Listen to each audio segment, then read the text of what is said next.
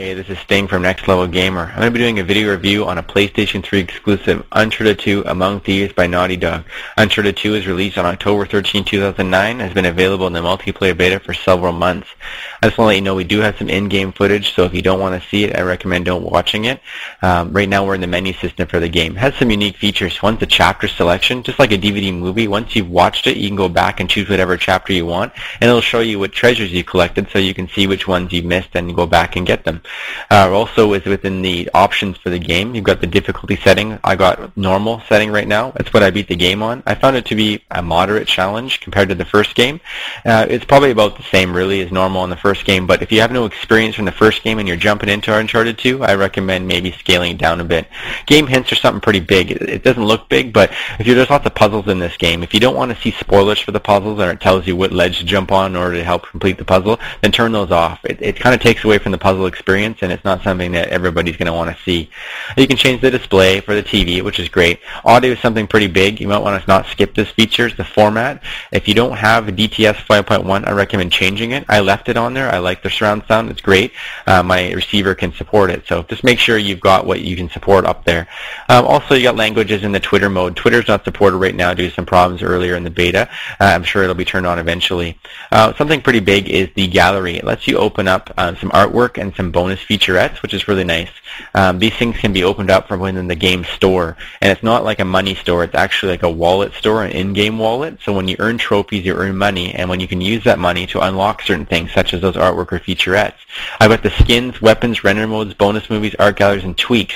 The skins, it kind of lets you spawn in whatever skin you want to use. So if you want to replay the game with a certain skin, you can buy the game skin from within the menu here, and that will allow you to play as that character. Same with guns, you can spawn in a weapon. Same with the tweaks too. Like if you want infinity ammo or one-shot kills or something like that, you can buy the tweak once you completed the game from the money that you've earned within the game, and you can unlock those things. So it's kind of like having cheats and things like that, but it lets you earn them and beat them, and you can buy them with the in-game money. But you need to play the game to earn the money, so it's actually a good win-win situation.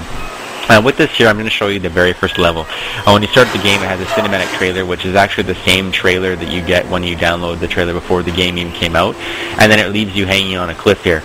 Something to really accent this initial sequence is just how good the character movement is. The video animation, the voiceovers, everything in this game is very theatrical, and this really shows it off, especially with some of the camera angles you're going to see here. I'm going to point out a few things as we go along. One is the scaling here. You can see every hand and foot movement actually lines up with where its hands and foot movements actually go, which is something pretty big. It really lets it look realistic, and it lets you kind of give it a full experience of the game and how perfect they've done the animation.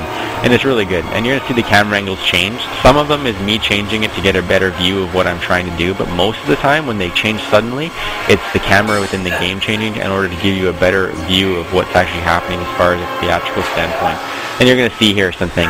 The game is based around cinematic triggers, and that's something I'm going to explain because it's very important for how this game flows. It's a very fluid game, but it is based on a lot of triggers. Things will happen because of certain things and because of your position within the game. And this happens in all games, but specifically in this game, based on the cinematics. I'm going to show you here. So we're going to jump from bench to bench here to get to a certain point. The game is trigger-based, and I'm going to give you an example here. I'm going to scale here. When I go to jump to the next one, you're going to see I'm going to miss the jump, and I'm doing this on purpose. That's not because I suck. When I jump here, I missed the bench. Now, it's because I didn't go far enough on the ledge, so nothing happened. I fell. Normally, you would have fallen to your death because there's a hole in the bottom of the train, but in this case, there's a bench to save my life, which is why this makes it a good example. I missed the jump twice, and it's because I didn't go to the end and I didn't jump fully. So there is some skill involved in completing the game. It's not like you're just going from trigger to trigger and hoping that you're going to make it and that you do every time. So it is something that requires skill, but it's not faulty. It doesn't fail because the game isn't made right. It's because you didn't complete the jump properly. And I found that to be true throughout the whole game. The animations were seamless. I didn't find any problems where you try to jump and the animation failed, so I fell to my death. And it wasn't like I had to do the jump 10 times to get it right because the character kept slipping or something like that. The game is very solid. It's very well done. I don't know how much time they spent on making it perfect, but they did a great job. Something else too is these camera angles. You're going to notice here that they put you in the game, and that's a big part of the immersion. It really gets your heart pumping when it feels like you're actually there because you're doing something that's actually happening. And of course it helps with the big screen PTV running 1080p and you have your 5.1 DPS. It doesn't help hurt at all. But right here you're going to see the train is falling backwards. I'm running and I'm controlling where I'm running here. It's not an in-game movie. And I jump at the last second just like I would here, and I'm grabbing on and I slip at the last second and I pull myself up just like I would in real life. But of course it's in-game. So it's something that it really helps. Something you don't get in this first level is any shooting and gunning, so that's something I'm going to bring you into here. And this game does a great job of running and gunning. It's kind of like a Splinter Cell, SOCOM, National Treasure movie all kind of wrapped into one package, which is fantastic. It does a better job in the first game because you're getting better graphics, you're getting better sound, and you're getting what I find better enemies than in the first game. Something different in this game is the stealth takedowns. You did have them in the first game, but this game actually kind of brings them to the forefront. There's a lot more situations where you can use it, and there's actually a few spots in some of the levels where you can use them specifically, and you're required to use them because you don't want to be seen. So it's nice that they've thrown that in the game. The gunning is fantastic. There's more weapons. I find that the actual targeting in the game is a little better than the first game. I didn't have any problems getting lots of headshots. There's trophies for headshots, so if you're interested in that, it's fantastic too. The running and gunning still exists, so you can still run and shoot, hope your aiming works. And there's some trophies for that too. But in my opinion, nothing is better than actually targeting and killing. And at the bottom there, sorry boys, I just needed to punch your tickets. You get some neat little thrown in words like that. The voice acting is great. I find it doesn't feel like it was as scripted as a lot of games are. And it helps that the characters are kind of immersive as well, and that the voice acting is done so well.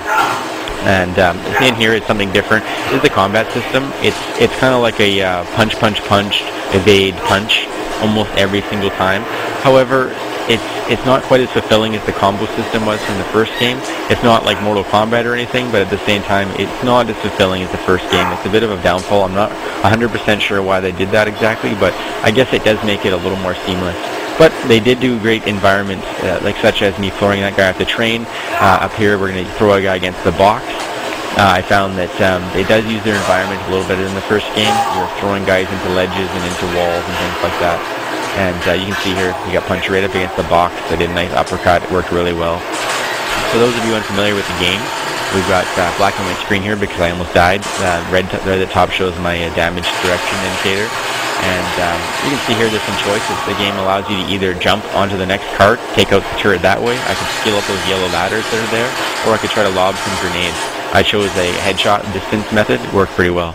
Something major to this game is multiplayer. It's very overlooked, I find, and it wasn't because they threw it as a multiplayer beta, but it seems overlooked to me because it is fantastic. They've got various types of modes. You've got cooperative, you've got objective, you've got arena modes, deathmatch, and personally the cooperative is awesome. You can work with other people to do basically an in-game type of scenario, or there's the actual arena mode where there's enemies coming at you in waves and you have to try to complete some objectives that way. It's really good. I enjoy it. Something that I think is overlooked.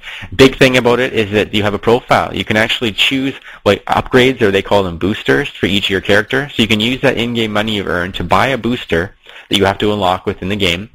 And that allows you to customize your character slightly, as well as choosing skins. You can see here I don't really have anything to choose from because I've been to most of my multiplayer in the beta instead of actually in my purchase game. But either way, it's a fantastic setup. I recommend giving the multiplayer a shot once you've actually completed the game, because you want to get your skill up first. And you can do custom games unless you choose from the 8 or so maps that they've got. I'm just going to tell you right now, this game is a fantastic package. I recommend playing the first game and this game back to back, but if you can't and you just need to jump into this, it's going to be a good experience either way. They've done a good job with the cinematics. I found that I would give this a 9.9 out of 10 just because of the combat system and some of the in-game lag, which I'm not sure if it was the system related or not. But yeah, 9.9 out of 10. I mean, really, I don't think I'm going to be able to rate any better to this than any game I've played so far. Fantastic game. Thank you for watching.